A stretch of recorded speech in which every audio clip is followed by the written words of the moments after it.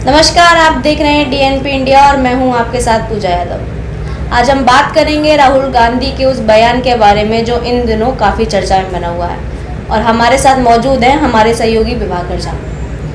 Sir, जैसे कि राहुल गांधी का जो बयान सामने आ रहा है जिसमें उन्होंने बोला है कि उस समय लगाई गई इमरजेंसी गलत थी, वो इस बात को स्वीकार करते हैं, उन्हें इस बात को स्वीकार करने में कोई दिक्कत नहीं है, उनकी दादी भी इस बात को स्वीकार करती है। सर, आपको क्या लगता है कि लोगों को अपनी गलती का पछतावा होना चाहिए, उसको एक्सेप्ट करना चाहिए, लेकिन इसके बाद क्या कोई राजनीति में उनके इस बयान से कुछ फ़र्क आएगा? इससे कोई फर्क नहीं पड़ेगा, क्योंकि इस तरह के जो बयान होते हैं काफ़ी पुराने होते हैं और दरअसल ये परसेप्शन की राजनीति होती है कि एक बार आपके ऊपर इस चीज़ को इम्पोज कर दिया गया है कि ये तानाशाह हैं, ये अच्छे हैं, ये बुरे हैं, ये भ्रष्टाचारी हैं। तो ये राजनीति का एजेंडा होता है और परसेप्शन से चलता है। तो जैसे कि आपको याद होगा कि पिछले कई सालों से 2002 गोधरा कांड का जो है लगा हुआ है नरेंद्र मोदी के ऊपर आरोप, अभी भी राजनीति में बयानबाजी होती है, पर नरेंद्र मोदी के छवि पे उसका कोई असर नहीं पड़ा है, पर वो परसेप्शन बनाने की कोशिश करते गए, बावजूद वो चुनाव जीतते रहे। तो उन्होंने ऐसे ही कांग्रेस के ऊपर धर्मनिरपेक्षता के आड़ में तुष्टीकरण का आरोप लगाया गया भाजपा की ओर से पूरे 25 से 30 साल तक, लेकिन कांग्रेस उसका तोड़ निकाल नहीं पाई। अंत में ये परसेप्शन जो था ये कांग्रेस के ऊपर हावी हो गया और पूरे समुदाय में ये एक मैसेज चला गया कि कांग्रेस तुष्टीकरण की, अपीजमेंट की राजनीति करती है और ये परसेप्शन चल रहा है। जैसे अभी कांग्रेस की ओर से ये साबित करने की कोशिश की जाती है कि भाजपा जो है तानाशाही है, नरेंद्र मोदी जी तानाशाही हैं, वो किसी की सुनते नहीं हैं। तो ये एक परसेप्शन बनाने की राजनीति होती है। आपको याद हो जब 2002 की गोधरा कांड के जिक्र करते हैं तो भाजपा को कोई फर्क नहीं पड़ती है, लेकिन वो अनकंफर्टेबल हो जाती है उस चीज़ों से। जैसे कांग्रेस को सिख दंगे की याद दिलाई जाती है, पर इससे कांग्रेस की राजनीति में कोई असर नहीं पड़ा। आप देखेंगे पंजाब में भाजपा नहीं, वहाँ कांग्रेस ही शासन में रही। अब अकाली दल के बाद अगर वहाँ कोई शासन में रहा तो ज़्यादातर समय कांग्रेस ही रहा।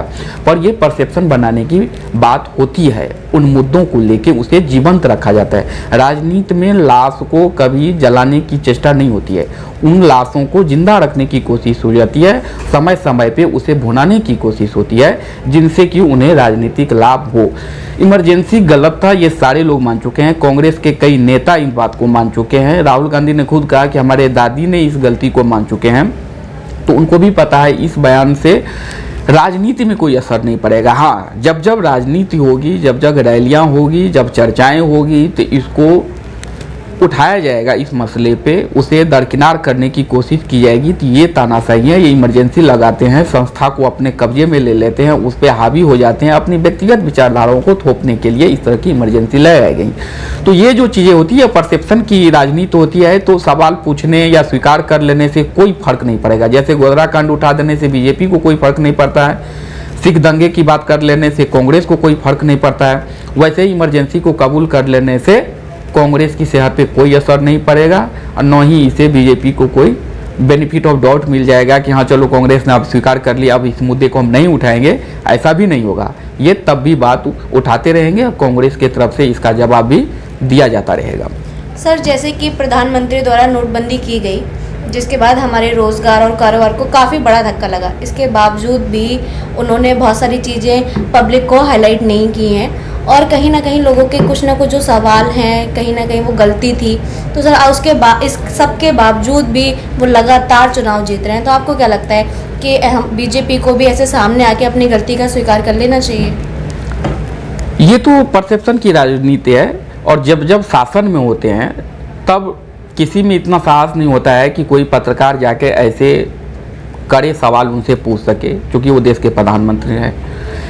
अगर आप बात कर लें जीएसटी की, नोटबंदी की, तो इसमें कोई शक नहीं कि देश के कारोबार को, बेरोजगारी को काफ़ी धक्का पहुंचा है, देश को नुकसान हुआ है। फ़ायदा क्या हुआ, आज भी ये विश्लेषण का विषय है कि नोटबंदी और जीएसटी से देश को क्या लाभ हुआ, ये विश्लेषण का विषय है। इसमें कोई भी तार्किक उस बिंदु तक नहीं पहुंचा जा सका अभी तक कि वाकई में नोटबंदी से देश को फायदा हुआ। इंटेंशन सही हो सकता था प्रधानमंत्री का, लेकिन उसको इम्प्लीमेंट सही तरीके से नहीं किया गया। अगर नहीं किया गया तो देश को नुकसान भुगतना पड़ा, पर इसके लिए जिम्मेदार कौन है? प्रधानमंत्री जी हैं। तो चूंकि उन्होंने यही का फैसला लिए और देश के संबोधन कर दिए, देश के संबोधन के नाम में उन्होंने उसकी टेंडर वैल्यू खत्म कर दी, पर इसका खामियाजा देश को भुगतना पड़ा। जीएसटी की बात करें तो जीएसटी को भी उन्होंने लागू कर दिया, पर कई परेशानियां अभी भी चल रही हैं। कारोबार में सुगमता होगी, लोगों को फ़ायदा होंगे, सस्ती चीज़ें मिलेंगी, एक देश एक टैक्स होगा, ऐसा कुछ धरातल पे दिख नहीं रहा है। हाँ ठीक है, जीएसटी से टैक्स की वसूली हो रही है चूँकि ये कानून है, पर इससे जो उम्मीदें थी कि आम जनता को लाभ होगा, जो वादा किया गया था वो हुआ नहीं है।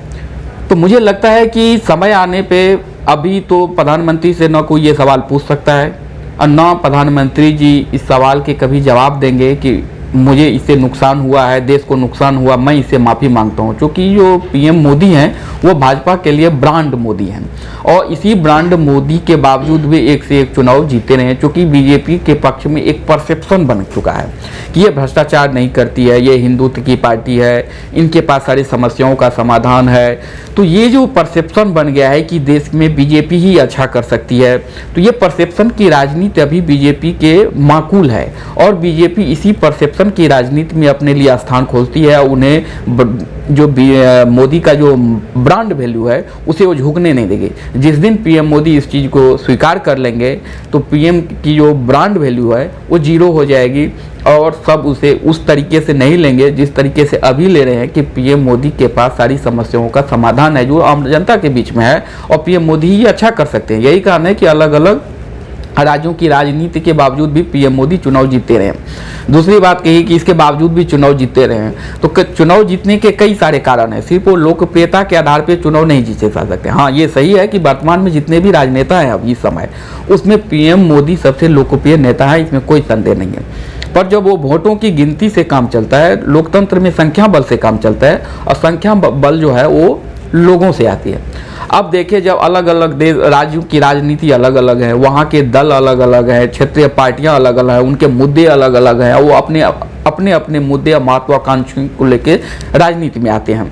जैसे अगर यूपी की बात करें, योगी जी अलग, तब योगी के नेतृत्व में एनडीए अलग है, यहाँ सपा अलग होगी, फिर बसपा अलग राजनीति होगी। बसपा को ओवैसी साथ लाने की कोशिश कर रही है, उनके साथ राजभर पहले से उनके साथ हैं। फिर अगर राष्ट्रीय लोकदल कांग्रेस का एक अलग गठबंधन बन रहा है।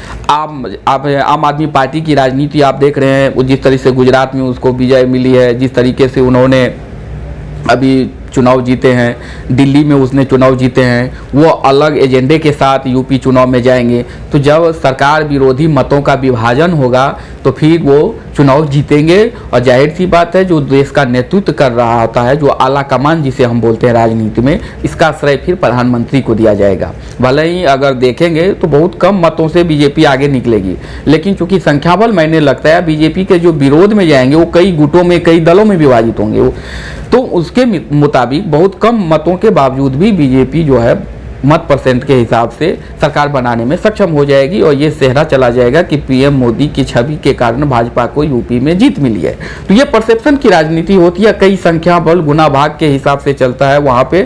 तो ये केमिस्ट्री जो है बीजेपी को जब मल्टीपोलर जो वोट बैंक की राजनीति होती है उसमें उसको सूट करती है और बीजेपी अभी चुनाव जीतेंगे जब तक विपक्ष की राजनीति एकजुट नहीं होगी, वो अपने एजेंडे पे चलते रहेंगे, तो वहाँ पे बीजेपी को हराना नामुमकिन सा हो जाएगा। तो ये ऐसा नहीं है कि सारे लोग बहुत ज़्यादा प्रसन्नचित हैं, देश उनके पक्ष में है, हवा चल रही है, ऐसा कुछ है नहीं।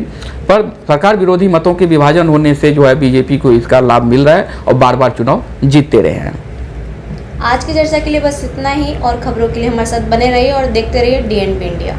नमस्कार। अगर आपको हमारी ये वीडियो पसंद आती है या फिर आप हमें कोई सुझाव देना चाहते हैं तो कमेंट सेक्शन में जाके आप हमें सुझाव दे सकते हैं। बाकी आप हमारी वीडियो को लाइक, कमेंट, शेयर और सब्सक्राइब करें।